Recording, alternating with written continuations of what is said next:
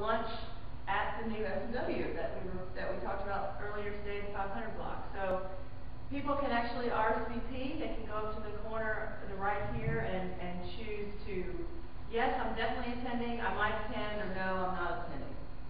They can put a note there that says, can't wait, or whatever. Ooh, okay.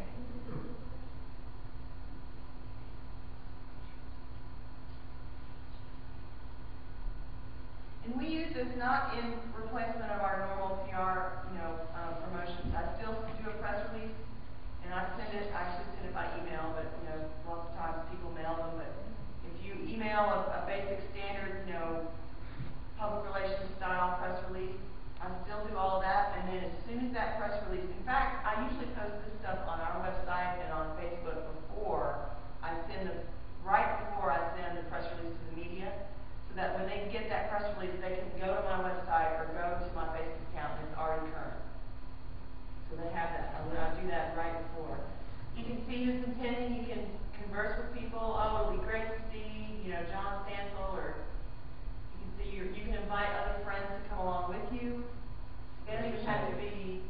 An important point when he just responded that he's attending, then that appears on his wall. So his sphere of influence, his friends on Facebook see that he's attending. That's the social portion of the marketing message. Once he clicks that I'm attending, and then now his friends do see that. There you go, right there.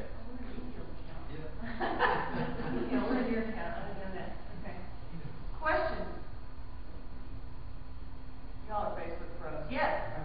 You talked about people being able to put photos on your site. Do you ever get junk? Do you ever get, Sometimes. It's all deleteable though. You can go in and remove a picture if you need to, or remove a tag. And SmartClarity has about 1,300 fans or people that like us, so at any given time, any of those 1,300 people can view our information. We've just now started to get some what you might call spam or junk posting. And since all of us in the office check the site throughout the day, if we see something that just really doesn't belong, we just remove it, because we have administrative powers over this site that you can control. So if you have a college intern or a high school student that wants to manage your Facebook account, you can give them administrative privileges, and they can make changes. So there are certain things that people can't do that are just fans or likes of your page. But yeah, it's not as bad as you might think it would be. At least it's not for us. Okay. Well, I think of other things that just become taken over by spam. If you're not careful with your email, you're loaded in. Chat rooms used to be popular, and now it's all spam. Is there any concern that that's going to be the case with Facebook or in the future, or is it well enough maintained that? I think the controls they're so easy to use. It's so easy to if you have a fan or someone who likes your business organization and they're an abuser, it's really simple to just block them. And with Facebook, it's not as easy as a lot of other mediums to set up fake accounts quickly. You can't do automatic creation of fake accounts, and that's what a lot of the major spam comes from. Is when the bots who are able to create accounts quickly. And if you're a Facebook user, it's one of the things that's annoying sometimes is the constant updates. This is incredible how fast they upgrade, new features, new security. So for now, it's a great company, great product. It's very, very stable. The other thing too, a small, any of our pages, they're relatively small. Spammers aren't interested in reaching 1,300. They're interested in posting on Coca-Cola's fan page that has 50,000 or 100,000, to reach that many. But if we just now have started that, maybe once or twice I've seen something that's really not appropriate. It's like, oh, you can lose weight today. I just delete it. Yes, ma'am. I have a personal Facebook account, but I have a bed and breakfast. So my understanding is I can set up a separate account for that and contact people, and they can like me.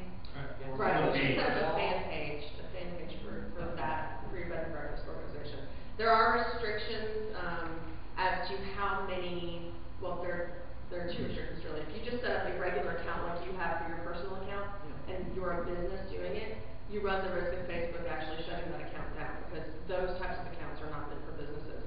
Beyond that, if they don't shut it down, there are restrictions on how many fans, or friends, rather, a personal profile can have. You can have a lot more people engaged in your social media if you have a fan page than you can if you have a profile. Yeah, well, I knew that there was a problem there, so I have not done anything connected with the business on my personal account. But I could set up a separate one for the bed and breakfast. And You then actually that can way- set it up through your personal account. You just go in and, do you wanna walk through the process of setting up a fan page? Sure. You can either do it through your personal account, which is how I actually set up the Knox Heritage page, or if you have a separate email address like info@xyzbedandbreakfast.com, you can log in through that email address and set it up that way. And on the fan page, you can make multiple people administrators of that page. So if you have, for example, a manager at the bed and breakfast, or someone who is responsible in some period. Well, for those of you who have organizations who have more than one staff member, or even a volunteer who you trust to update your page, you can be an administrator. You can also give them privileges so that someone's constantly able to post, and they're not buried in Holly. Yeah, they're all staff members are. Yeah, so if Holly needs to go and create an event for the luncheon that's happening at the S&W, she can do that, whereas Becky may be posting an article that was written in the New Sentinel. Kim may be inviting people to come to a fundraiser. You know, they can all be doing that concurrently, and they're able to see, obviously, through the fan page, what everyone else has done, so that they're not being obnoxious about it too. So if you need to create a fan page, you would go to facebook.com/pages, which is where we are now. Okay. And then you would just click the button that says create a page. We're not gonna walk through the entire thing, but what you wanna do is create an official page. It says, you know, are you a local business, are you a brand or product, are you an artist, band, or public figure, you wanna name a page name. Something to note here, page names are irreversible. So if you misspell your page name, you get 500 followers, you'll have to delete your page and start back over. So make sure it's spelled right, make sure it communicates what you want to communicate, and then you would create it. So. And I believe that what Knox Heritage is, I selected local business, but I think what you will do is select brand, product, or organization, which will allow you to choose nonprofit, I believe. But I'm not a nonprofit. Okay, That's but, okay. sorry, I'm not a you. business. Yeah, you'd be a business, I'm a but business. any of you historical organizations, or you would want to choose nonprofit under organization. What a local business does, each one has kind of a different subdirectory of information. So a local business is going to have hours, times, Parking. locations, that kind of thing. Versus a brand or product, it's not going to have that detailed information because it's not necessary. And Gavin's point about the name, I'll just share a little story as to how important that is. I set up a Facebook page for a nonprofit organization that was in the midst of going through a name change. We set it up with one name and got over, I think, 1,200 fans of that page pretty quickly. And then very shortly thereafter, they decided they were going to change their name, and we could not change the name of the page. And that organization's board was adamant that the Facebook page have the new name of the company. You can change things on the profile to make it look like, oh, this is our new name, but the actual address could not be changed. So we had to message all of those people who had liked our page, ask them to switch over to the new page. We lost about 40% of those people because they just never took the action to like the new page. So that can be dangerous if you have a lot of people built up who are following the page and something happens.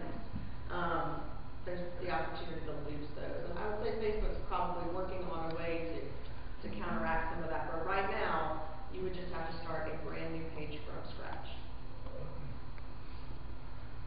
All right, any other Facebook questions? Facebook's, I'm sure, the most familiar. Let's go ahead and do Twitter. A lot of people sign up for Twitter and then they just don't quite get into it. You might know more about Twitter than I do, or some of you all. Do you know more about it? No? You don't know more about it? I mean, I don't know if I know. All right. You know what you know. It was started in 2007 by two guys in San Francisco exactly sure what their original idea was, but think of it as a constant stream of information that you can just plug into at any time and see what's going on with people that you are interested in and that people that are interested in you. So, if I want to learn about news, or I'll take a personal example. I'm really into rowing. And so I have found people all over Twitter that are into rowing. And if I click on my list at any time, I can just see their latest postings about rowing. People do it with news, they do it with sports. Sports is really fun to, it's a way that people connect during a sporting event. So I can be watching a football game on my couch at home, but conversing with people about that game at that very moment, like, oh, I can't believe he dropped the ball, or, yay, he scored a touchdown. Now that's pretty trivial usage of it. It's also used for breaking news. It's been used in the Middle East and in Iraq during some of the election, or Iran, I should say, excuse me. Iran during elections, where people were actually broadcasting information that the state-controlled media was not allowing out. So here is Knox Heritage's Twitter feed. And why don't you click on my follower list? So these are all the organizations that Knox Heritage chooses to follow. I need to. Followers or Following. Just not followers, but. Oh, okay. On Twitter, you do two things. You either have followers and you following. They're asynchronous, so you can have more followers than the people that follow you. So a lot of people, basically, which controls your stream of information. So I can have 20 people that follow my tweets, which is what a message on Twitter is. But I could have 2 million people that follow me. So they all get them, but only 20 tweets that I see of people. So I might only want to see people like you guys are my friends. I only want to see what you're having to say. I don't care about everything else. But say I'm very popular, everyone wants to see what I have to say. So they all go to them, even though they may not be relative to them. So it's very helpful because it's really easy to do. It's very easy to follow someone, make an update. It's great for commentary. 140 characters, so you're very limited. But it's kind of like the Facebook news. You know how we're going with that news feed on Facebook? Facebook actually took that feature from Twitter because it was very popular. Twitter was growing like crazy, and they said, oh, people like updating their status. Why don't we make it easy for them to do it on Facebook too? So for the Knox Heritage account, which is the organization account that I manage, I've chosen to pretty much focus on historic preservation organizations, Knoxville event, like I follow Enjoy Knoxville and Pull Up Mansion and all those sorts of folks. Architecture, urban planning, so you can just see here some of the groups that Knox Heritage follows. Urban Land Institute, Jersey City Landmarks, This Place Matters, Preserve Atlanta, Memphis Heritage. So if we go back to, Knox Heritage wants to check into its Twitter feed. So you go home, and so this is a time slice of right now what is happening on who's posting. So these are people that I follow through Knox Heritage. YWCA Knoxville, Bronx Museum, New Yorkology, Clean for Green. I have a lot of green stuff on here too. Oh, look, there's the East Tennessee Preservation Alliance. I'm on the screen again. Oh, there's Kim.